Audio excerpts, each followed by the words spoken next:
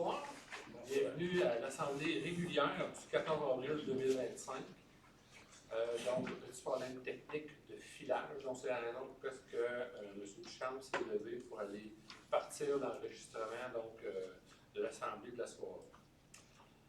Alors, je vais procéder avec l'appel des élus et ensuite adoption de l'ordre du jour avec ajout de points. Donc, appel des élus, Mme Judith Perriard. Présent. M. Réal Duchamp. Présent. M. Mario Marquis. Présent. Mme Véronique Fillon. Présent. M. Pascal Frappier. Présent. Et Mme Geneviève Valette. Présent. Avec la présence de notre directrice générale et greffière trésorière, Mme Nathalie Perret, et moi-même, président de l'Assemblée et maire de la municipalité de Saint-André. Donc, nous formons quorum. Je déclare l'Assemblée ouverte. Adoption de l'ordre du jour, il y a 4 points d'ajouter, donc le point 7.6 et 7.7 qui sont respectivement, on entérine une demande de don de Chevalier de Colomb lors de la collecte de sang annuel et une demande d'emprunt d'équipement Chevalier de Colomb lors du nettoyage du Mont-Saint-Joseph, ainsi que 14.5 et 14.6. 14.5, dépôt de rapport 2024 sur la gestion de l'eau potable et 14.6, réparation de la pépine case du service des travaux publics, qui dépose, c'est-à-dire on va l'avoir, qui approuve le procès verbal avec ajout de 4 points. Donc, M. Mario Marquis est appuyé par... J'appuie. Oh, un duo. Appuyé par... Mme Véronique Fillon. Est-ce que tout le monde est d'accord? Oui. Oui. Oui. Donc, adopté avec 2 points d'ajouter. Correspondance, nous n'avons pas de correspondance ce mois-ci. Au propos du maire et des conseillers conseillères, est-ce que quelqu'un a quelque chose à dire? Non, 22 avril, journée de la Terre. Si jamais il y en a qui veulent faire du petit nettoyage alentour, on va avoir une petite publicité. On va avoir une journée aussi au mois de, possiblement au mois de mai, pour une contribution. On vise en tout cas à faire une journée de contribution bénévole pour ramasser un petit peu là, tout ce qui peut traîner à droite et à gauche sur les emplois publics. Donc, on procède au point 4.1, adoption des procès-verbaux pour l'Assemblée régulière du 10 mars 2026 et de l'Assemblée extraordinaire du 24 mars 2026. Est-ce que tous, chacune, vous avez lu et êtes en accord avec le contenu? Oui. Oui, quelqu'un pour proposer, s'il vous plaît.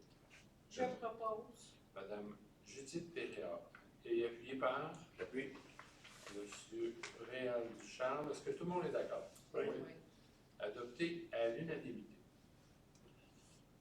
Dans les rapports des dépenses autorisées. Donc, pour les dépenses courantes autorisées par le règlement 351-21, c'est un montant de 247 685 et 37 sous. Pour les dépenses de fin de mois, c'est 182 304 et 84 sous. Et finalement, pour toute autre dépense en immobilisation, 7 622 38. Quelqu'un peut proposer? Propose. Monsieur Pascal Frappier, appuyé par? 2 secondes. Monsieur Mario. Est-ce que tout le monde est d'accord? Oui. Oui. Est adopté à l'unanimité. Première période de questions, donc c'est une période de questions de 15 minutes maximum pour la première. La dernière, la deuxième à la fin va être sans limite de temps. Donc, pour ceux qui veulent poser des questions, je vous demande de vous lever, vous présenter au micro, vous nommer et poser votre question. L'intérêt public général. Bon, je m'appelle Guy-Louis Poncelet, je reste sur la rue Levert. Je suis tout près du pont provisoire. Et alors, quand j'ai vu le pont provisoire, la construction, j'ai vraiment bien aimé ça. C'était vraiment intéressant. Et alors maintenant, c'est ce que j'aimerais bien, c'est qu'il y ait comme une place pour être capable de voir la construction du nouveau pont. Parce que c'est vraiment intéressant, ce n'est qu'une fois tous les 100 ans. Puis moi, je sais que quand ils ont fait le pont provisoire, il y avait des fins de semaine, il y avait des familles entières qui allaient voir ça. Et puis moi, donc, je me dis, ici, peut-être bien que les fins de semaine, comme il n'y a pas de travaux, ça serait peut-être bien, peut-être qu'ils nous permettent d'aller un peu plus près pour voir un peu ce qu'ils font comme travaux. Et puis, je trouve que c'est intéressant puis que la population puisse voir ça parce que ce n'est pas courant. Donc, et puis, ça peut faire des vocations aussi. Peut-être qu'on pourrait mettre des panneaux d'interprétation. Qu'est-ce que c'est que tous ces tuyaux que l'on enterre? Pourquoi est-ce qu'on fait ça? Parce que c'est de l'argile. Et puis bon, sur l'argile, on ne peut pas bâtir. Parce qu'il y a 80, il y a 70% d'eau dedans, donc c'est pour ça que l'on met ces tuyaux-là. Donc c'est des choses qui seraient intéressantes. Je ne sais pas si on peut faire ça pour la population, parce que moi je sais que ça intéresse le monde. Oui. Ben, on accueille votre requête. Par contre, pour ce qui est d'avoir accès sur les lieux plus proches, des lieux réquisitionnés par le ministère des Transports au profit du contracteur, j'ai un énorme doute qu'on va nous autoriser d'aller sur le site pour une raison de responsabilité. Oui, ça, je comprends, oui. Pour le reste, on sait que Mme Fillon, occasionnellement, fait des petites vidéos parce qu'elle a sa proximité et les place sur Facebook pour visualiser. Là, faire des panneaux d'interprétation, écoute, je doute qu'on soit capable d'être dans le temps à chaque fois pour faire une interprétation, mais on a des photos qui suivent. Est-ce qu'éventuellement, on pourrait faire un petit historique de la construction, ça peut être pris en considération? Ben, parce que moi, je pensais que les fins de semaine, comme il n'y a personne, ben, peut-être qu'ils peuvent pousser les grilles un peu plus près pour qu'on puisse s'approcher comme tout près du vieux chaudron. C'est qu'il suffirait peut-être juste d'avancer. Ce n'est quand même pas... Je crois que ça vaut la peine. C'est qu'on le demande, bon, c'est au MTQ, et puis oui, moi je crois que ça vaut la peine parce que les gens vont comprendre que c'est des travaux énormes, parce que quand tout vibre, tout le monde se demande quoi, et puis, mais si on est capable d'aller voir, ben, ça nous rassure, il y a quelque chose, et on admire ça. Que quand le pont provisoire, quand ils l'ont fait, il était en porte-à-faux. Puis moi, j'allais prendre des photos. Et puis, quand le pont est arrivé, moi, j'étais persuadé qu'il allait basculer dans l'eau. Puis, il est arrivé sur les deux galets, mais égal de chaque côté. Puis moi, j'ai pris une photo là, puis j'avais ma boîte de gaufres, et puis je leur ai donné une gaufre. Parce que je trouvais que c'était tellement extraordinaire, et tellement c'est du gros matériel et de la précision en même temps. Donc je trouve, moi je souhaiterais que l'on soit peut-être la première municipalité à permettre de voir des travaux comme ça. Ce n'est pas rien, là. Faire un pont, c'est très symbolique, c'est le lien entre deux villages. Là. Oui. On accueille votre demande. Oui. C'est pas analysé en temps de travail, lors de notre prochain temps de travail avec les élus, en vue d'une orientation. OK. Je peux vous dire oui tout de suite sur une demande. Si. Comme ça. Je ne peux pas vous dire et vous répondre dans Oui. Non. Bon, ben, parlez-en, là, oui. Puis aussi, je me pose beaucoup la question pour tout l'état de terre que l'on a mis là. Oui. Parce que ça fait un barrage pour les inondations, là. Hein, on est au courant, les tracteurs devraient éventuellement. Même maintenant, hein, c'est avec le pont, là, c'est qu'ils ont fait vraiment des barrages, là. Donc, ben, pour monter, pour faire le tablier un peu plus haut, ça a mis beaucoup de terre, donc ça crée un barrage, ça pourrait refouler l'eau, ça. Non, ça c'est... Je ne vous estimerai pas, ça c'est sûr. C'est? Je vous estimerai pas, vous avez raison. Oui. Ça a été mentionné dans une des rencontres qu'on a vues avec le ministère des Transports, qui est en train de forger le chemin temporaire qu'ils ont aménagé. Il n'y a aucun ponceau reliant les deux côtés. Fait que s'il faut que ça monte l'eau Elle va devoir passer par cette embouchure-là avant de se retourner Ah ben de oui, chaque côté. Ça, Oui, vous oui. avez raison. oui, oui. Bon, ben écoutez, merci beaucoup. Ben, c'est un plaisir. D'autres questions? Non. Donc, ça met fin à cette première période de questions.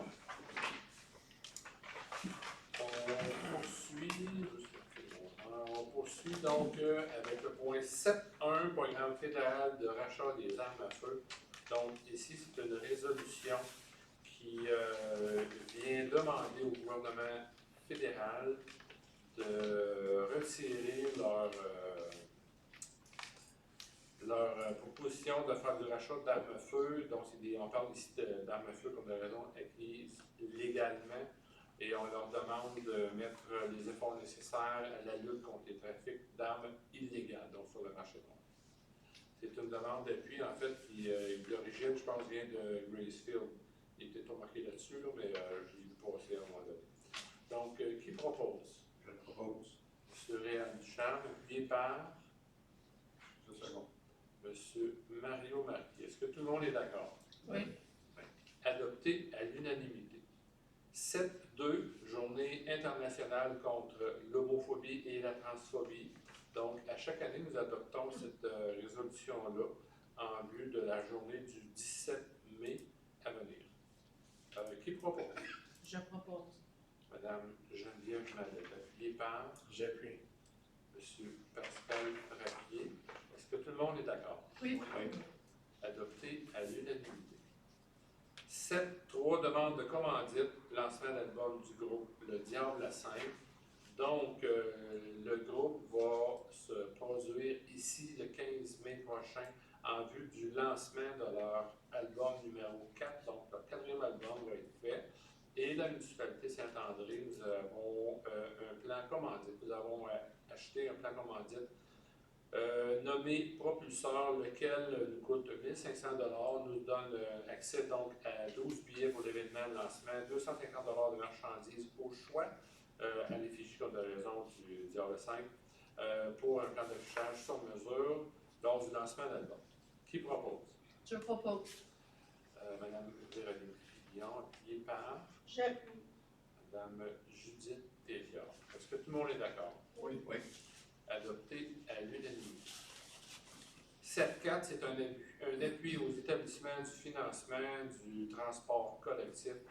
Donc, c'est le PADTC, le programme d'aide au développement du transport collectif. Donc, des coupures ont été faites de l'ordre de 650 000 $ depuis, entre la période du 1er janvier, toute l'année 2025, 26 et 27.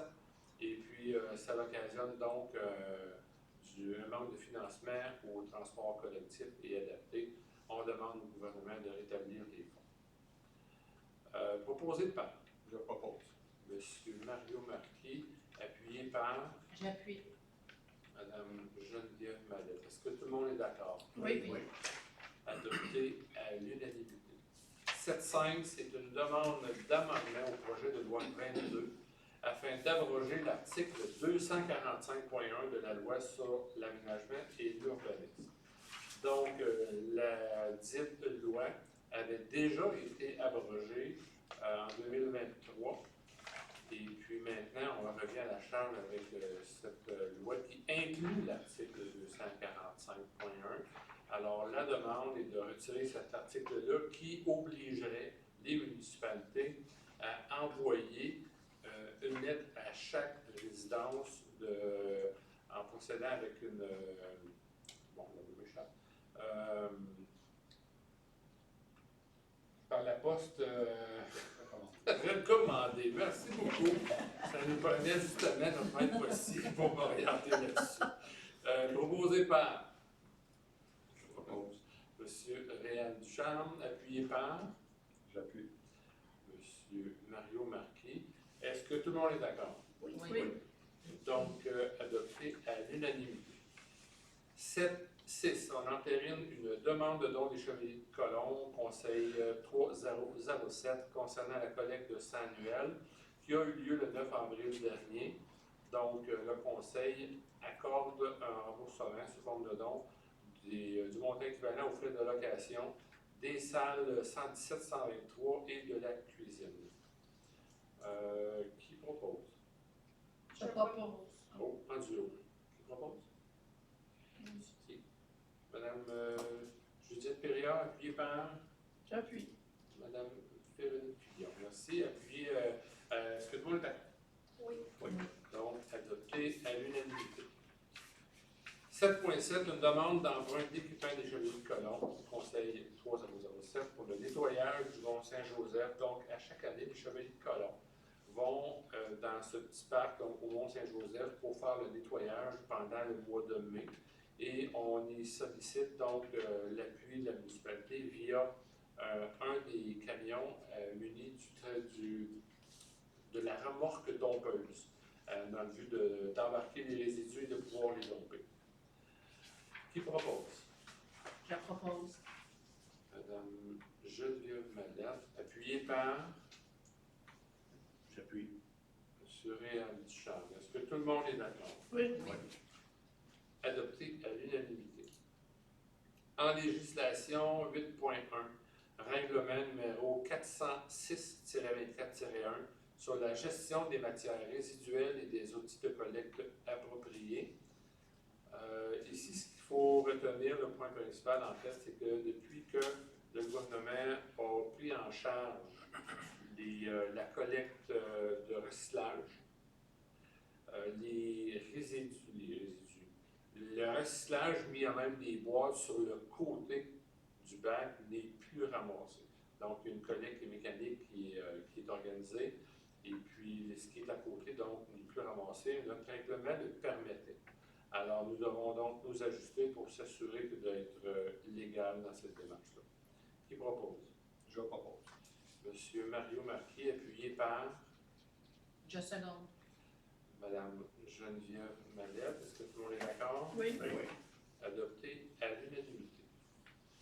Règlement numéro 432-26, édictant le code d'éthique et de déontologie des huiliers municipaux. Donc, nous devons procéder à chaque réélection à l'adoption d'un règlement, via un règlement, sur le code d'éthique pour les élus. Il est presque identique à celui qu'on avait le même. Il a été rédigé et recommandé par la FQM, la Fédération québécoise des municipalités. Alors, il y avait même un annexe qui était inclus. Nous avons donc adopté l'entièreté de ce qui était proposé avec l'annexe inclus. Qui propose? Je propose. Madame Geneviève Mallette, appuyée par J'appuie. Madame Véronique Fillon. Est-ce que tout le monde est d'accord? Oui. Adopté à l'unanimité. Ça en vaut point 9. 9.1. Embauche de l'employé saisonnier pour la tonte de gazon et le déchiquetage des branches. Donc, pour la période de mi-mai à mi-octobre, nous embauchons M. Daniel Paquette, numéro d'employé 32-0906, qui fera donc cet emploi pour l'été, avec une période de probation de 3 mois. Qui propose? Propose.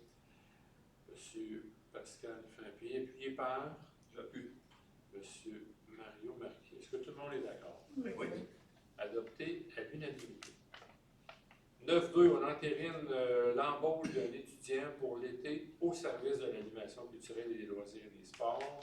Donc, nous avons pour la période de l'été, avec une période d'approbation de 3 mois, M. Nathan Rochefort, qui viendra prêter main forte au service des loisirs. Qui propose? Je propose. M. Réal Duchamp, appuyé par J'appuie. Mme Judith Périard. Est-ce que tout le monde est d'accord? Oui. Oui. Adopté à l'unanimité.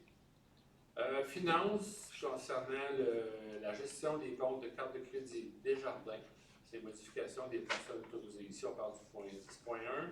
Donc, avec le départ à la retraite qui s'en vient très rapidement de Mme Madeleine Corbeil, c'est Mme Martine Garaton qui sera autorisée à faire une gestion l'adoption des cartes de crédit déjà.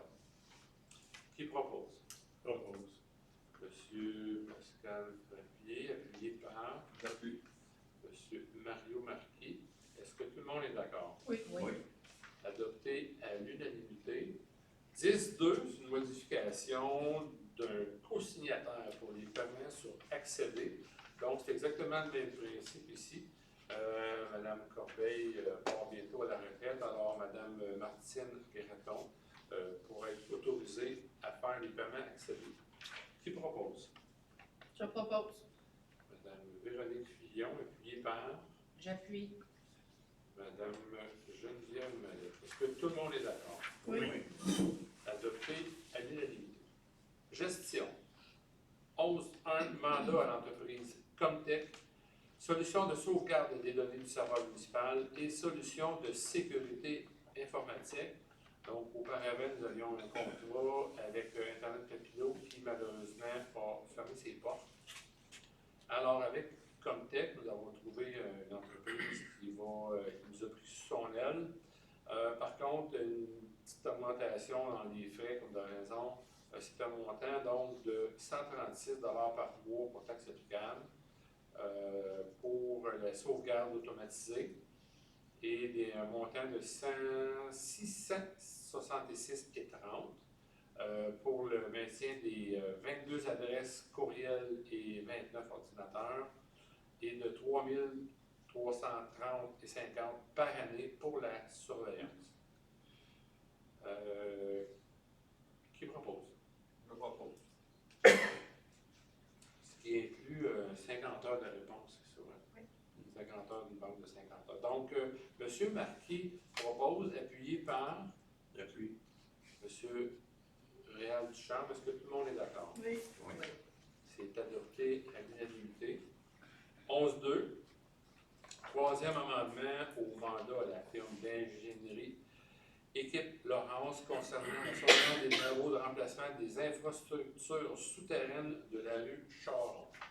Donc, cette fois-ci, ça devrait être la finale, c'est un montant de 10 400,50 que nous devons payer à la firme Équipe Laurence. Qui propose? Je propose. Monsieur Mario Marquis, appuyé par J'appuie. Madame Geneviève Mallet. Est-ce que tout le monde est d'accord? Oui. Oui. Adopté à l'unanimité. Sécurité incendie, c'est un dépôt du rapport du service incendie. Au total, 16 sorties, dont 15 à Saint-André-Avelin, 8 pour accident, 7 pour des cas reliés aux incendies et une à Saint-Six en lien avec un accident. Ensuite, le point 13. C'est le dépôt du procès-verbal du comité consultatif en urbanisme. Et finalement, nous avons 4 points à l'ordre du jour pour le dossier urbaniste. Le point 13.2, et je cède la parole à Mme Geneviève Mallet. Merci, M. le maire. Donc, au 13.2, nous avons reçu une demande de modification d'une enseigne communautaire détachée pour le 225 rue principale. Donc, le panneau nouveau aurait une dimension de 1,21 m par 0,30 m. La demande initiale était d'avoir un panneau en coroplace. Selon le règlement 417-25, il y avait une intégration puis une implantation avec le plan architectural. Selon les critères d'évaluation, le tout était quand même conforme. Considérant que les matériaux étaient considérés de matériel de qualité inférieure et moins durable, donc le comité demande au conseil municipal l'autorisation des modifications de l'enseigne communautaire détachée existant au 225 rue principale, mais en respectant certaines conditions. C'est-à-dire que le matériel de l'enseigne doit être similaire aux autres panneaux sur l'enseigne communautaire et il doit être appliqué et posé en polymère plastique, donc un genre de plexiglas acrylique ou du verre, afin de filtrer la lumière de façon similaire aux autres panneaux qui sont existants sur l'enseigne communautaire. Excellent, merci beaucoup. Et proposé par Je propose. M. Mario Marquis, appuyé par J'appuie. en duo, appuyé par Ça vient de la gauche, mais Madame à droite va appuyer donc. Merci beaucoup. La galanterie, ça va, mon cher monsieur Papier. Donc, le deuxième point, c'est encore un PIA 2026-02 concernant une modification à une enseigne sur la façade du même lieu, le 225 rue principale. Toujours Madame. Oui, c'est exactement le même processus, sauf que la dimension de ce panneau serait de 2,36 mètres par 0,46 mètres. Donc, comme énuméré précédemment, le comité recommande au conseil d'accorder l'autorisation de modification de l'enseigne sur la façade en respectant les conditions suivantes. Donc, le matériel de l'enseigne doit être similaire aux autres panneaux d'enseigne attachés à la façade, par exemple en polymère, plexiglas ou en vinyle, qui sont considérés comme étant de meilleure qualité que le coroplace qui était proposé initialement par le demandeur. Excellent, merci. Proposé par Je propose. M. Réal Duchamp, appuyé par J'appuie. Mme Véronique Fillon. Est-ce que tout le monde est d'accord? Oui. Oui. Oui. C'est approuvé, c'est adopté à l'unanimité. 13-4 PIA 2026-03 pour la modification de l'enseigne de la façade du 166 rue principale. Encore une fois, Madame Manette. Merci. Donc, pour le demandeur avait demandé de modifier une enseigne sur la façade au 166 rue principale, donc un nouveau panneau de dimension de 3,66 mètres par 0,61 mètres. Donc, un nouveau panneau en polymère, plastique, plexiglas, avec un nouveau panneau d'une couleur jaune maïs. Donc, suite à l'évaluation, étant donné que l'enseigne introduit une couleur qui ne s'harmonise pas avec la façade et ne s'harmonise pas également avec le voisinage. De plus, l'enseigne qui va s'appeler Écono-Épicerie doit respecter également la charte de la langue française. Donc, pour être conforme aux conventions de la langue française, le texte de l'enseigne devrait prévoir aussi un accent au premier E de la façon à être lu, ainsi Écono-Épicerie.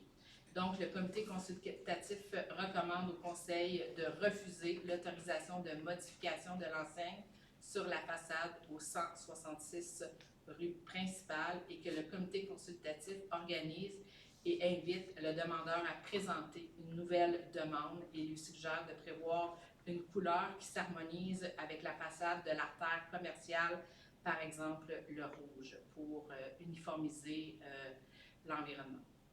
Excellent. Proposé par Je propose. Madame Véronique Fillon, appuyé par J'appuie. M. Réal Duchamp. Est-ce que tout le monde est d'accord? Oui. Oui. C'est adopté à l'unanimité. Et finalement, 13-5 PIA 2026-04 qui vient modifier une enseigne sur la façade, encore une fois, du 166 rue principale. Oui, merci. Donc, comme précédemment, donc au 166 rue principale, une autre demande a été faite pour le panneau de la façade de l'enseigne d'une dimension de 2,44 mètres par 0,61 mètres, donc encore de couleur jaune. Donc, le comité consultatif d'urbanisme recommande au conseil de refuser l'autorisation de modification de l'enseigne sur la façade au 166 rue principale afin de s'harmoniser avec les autres bâtiments. Excellent, merci beaucoup. Proposé par Je propose. M. Mario Marquis, appuyé par J'appuie. Mme Véronique Fillon. Est-ce que tout le monde est d'accord? Oui. Oui. Donc, adopté à l'unanimité. 14.1. Achat d'une remorque fermée et mise en disponibilité. Donc, auparavant, l'entretien des gazons était fait et géré par le service des loisirs. Maintenant, ça a été relégué aux travaux publics, lesquels sont quand même un petit peu plus équipés pour contribuer à l'entretien de tombes de gazon et pour assurer une bonne gestion avec la tombe de gazon. Nous procédons à l'achat d'une remorque fermée qui va inclure donc tout le matériel nécessaire pour faire l'entretien du gazon. Et c'est un montant de 16 299 plus taxes applicables et pour l'achat, et un montant maximal de 17 200 qu'on va aller chercher dans le fonds de roulement pour procéder à l'achat. Qui propose? Propose. M. Pascal Frappi. Appuyé par J'appuie. Mme Geneviève Mallette. Oui. C'est entendu. Donc, est-ce que tout le monde est d'accord? Oui. Oui. Oui. Adopté à l'unanimité. 14.2. Adjudication du contrat pour les travaux de décohésionnement, de pavage et de réfection des ponceaux sur les rangs Saint-Louis, Saint-Joseph, Sainte-Madeleine et la montée Saint-André-Avelin. Saint-André-Saint-Six. Ici, nous avons obtenu une subvention du programme d'aide à la voirie locale 2026-2027 d'un montant maximal de 4 millions de dollars. Nos plans de devis étaient relativement bien avancés. Nous avons donc déposé. Et à l'ouverture, donc, c'est les pavages Lafleur et Fils Incorporés qui ont obtenu au montant de 2 674 395 et 29 sous plus taxes applicables. Qui propose? Je propose. Monsieur Mario Marquis. Appuyé par J'appuie. Madame Véronique Filion. Est-ce que tout le monde est d'accord? Oui. Adopté à l'unanimité. Prendre note donc que nos deux longs et grands harengs de Saint-André-Avelin vont connaître des travaux. Alors, le territoire de Saint-André-Avelin pour l'été 2026 va se voir un petit peu chamboulé. Donc, la patience est de mise pour les gens qui vont se déplacer sur notre territoire au courant de l'été. 14.3. Mandat à Mosaïque 3D pour la levée aéroportée des gravières sablières. Ici, on parle de 4 gravières sablières, entre autres sable Fourlel, sable Gertin, Wisco et béton provincial. C'est un montant de 6 600 $ plus taxes applicables. Qui propose? Je propose. M. Réal Duchamp, appuyé par J'appuie. M. Mario Marquis. Est-ce que tout le monde est d'accord? Oui. Donc, adopté à l'unanimité. Juste pour un complément d'information, donc, la procédure, c'est d'aller capter donc, des images des sites. Il va être comparé avec celles captées en juin 2025 et la technologie nous permet de façon très rapprochée d'aller chercher la quantité de matériel qui ont été sortis dans les gravières sablières. 14.4. Mandat à la firme JFSA Québec Incorporé pour la révision des exigences de débordement des surverses. Ici, c'est en lien avec notre dossier avec le ministère de l'Environnement, en lien avec l'usine d'épuration des eaux. Pour une raison qui nous échappe, on nous a étiqueté un sans faute, dans le sens que dans le passé, le ministère de l'Environnement a eu comme information pourquoi nous n'avions jamais de surverse, ce qui n'est pas le cas. Quand on subit des inondations, des pannes électriques ou des températures extrêmes, malheureusement, le système ne fournit pas et occasionnellement, nous avons un surplus d'eau usée qui atteint la rivière. Puis, avec la nouvelle réglementation qui s'en vient en vigueur, des sanctions monétaires, entre autres, vont être imputées aux municipalités qui ne respectent pas leur capacité. Alors, nous voulons prendre des démarches pour mettre à jour notre dossier parce que notre système, au moment où on se parle, n'est pas infaillible. Malheureusement, nous avons occasionnellement quelques surverses qui est carrément hors de notre contrôle. Par contre, nous devons procéder à cette démarche-là pour régulariser la situation. Qui propose? Je propose. Monsieur Mario Marquis, appuyé par J'appuie. Madame Judith Périllard. Est-ce que tout le monde est d'accord? Oui. Oui. Adopté à l'unanimité. 14.5, c'est le dépôt du rapport 2024 sur la gestion de l'eau potable, stratégie municipale d'économie d'eau potable. Donc, le rapport est terminé. Maintenant, nous se l'adoptons en vue d'un dépôt. Qui propose? Je propose. M. Réal Duchamp, appuyé par J'appuie. Mme Véronique Fillon. Est-ce que tout le monde est d'accord? Oui. Adopté à l'unanimité.